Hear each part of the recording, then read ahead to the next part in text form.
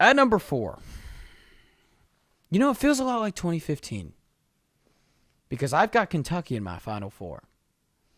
I've got Kentucky winning the SEC, which is not a popular pick.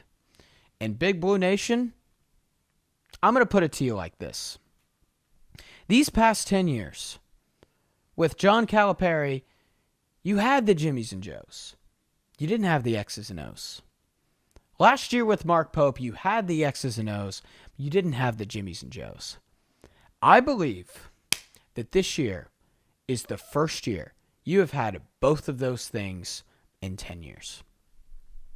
And not going to lie to you, when I first looked at this roster, I was like, I don't know if I believe in it. Why are you going after Jalen Lowe? What's he, 20% from 3? Why are you doing that? To which my dear friend, Tyler Conrad, diehard Kentucky fan, called me up and said, hey, just look at Lamont Butler. He wasn't efficient at San Diego State. Look what happened to him when he got to Kentucky. Otega Oweh at Oklahoma. This offense gets results. It doesn't matter who is on there, okay?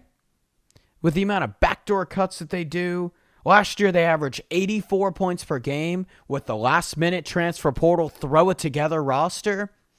2 years ago at BYU, 81 points per game. That's 18th in Division I.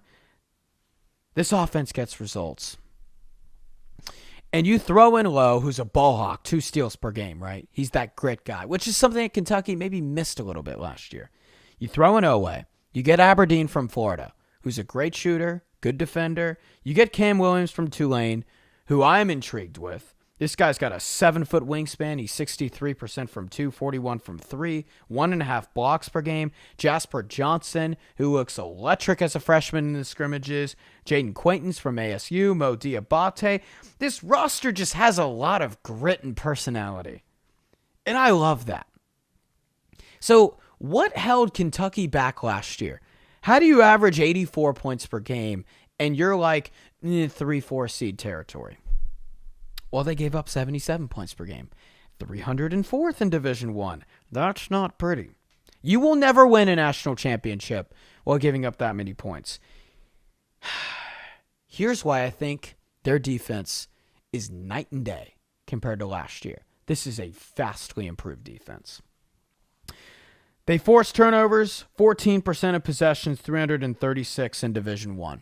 There were 2 glaring issues on defense for them. This is the first one, okay? I believe Mark Pope fixed this in the portal. You've got Oweh. You've got Cam Williams. JQ is about 1.2 steals. Quaintance, Lowe, 2.1. Aberdeen, that's 7.3 steals between those, 6 players?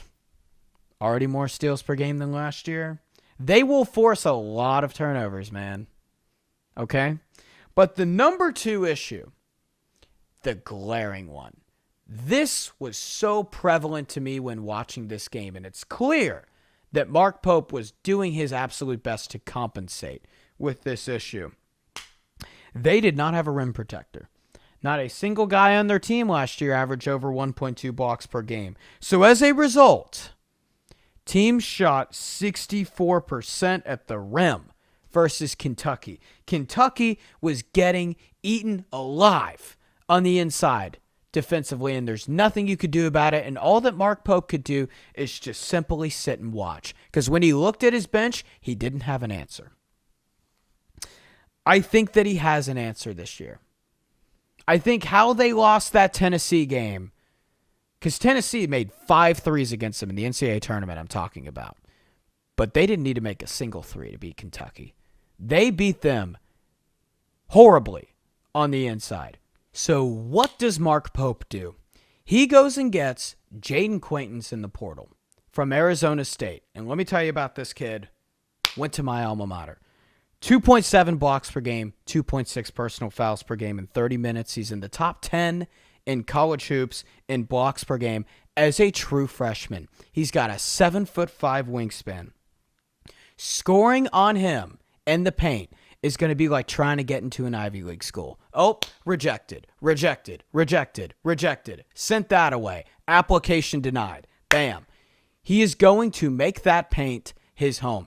And Kentucky didn't come close to having that last year. He single-handedly solves all of their problems, at least a heavy chunk of them. Right now, that kid is injured. And if that kid remains unhealthy, well, this preseason ranking is kind of a wash, and Kentucky's just slightly worse of a team than they were last year. If he is healthy, however, this is a national championship contender. This team can go probably 10 deep. They're the deepest team maybe in the entire sport. And they have dudes who can score. They have dudes who can defend. They didn't have a rim protector. Now they do. Jaden Quaintance is going to be huge for them. He's expected to be back early 2026, December at the earliest. So the system that they have on offense with the personnel that they have on defense, every single guy that I listed on their team is a good defender. With Mark Pope's offensive system. Yeah, at first I look at the roster and I think, oh, they're inefficient. They're inefficient. And then I look past the box score and actually watch these players. Dang good team. As a Tennessee fan, I don't have a lot of pride in saying that Kentucky's going to be this good. But I'm not going to lie. I love this roster. Has a lot of personality to it, a lot of grit, a lot of good players, enough star power, and enough good role players. So as I will say, I will repreface. If Jaden Quaintance is healthy, this is a Final Four national championship contender. If he is not, they're what they were last year. But Mark Pope expects him healthy in a month, and that is a really positive sign for Kentucky fans.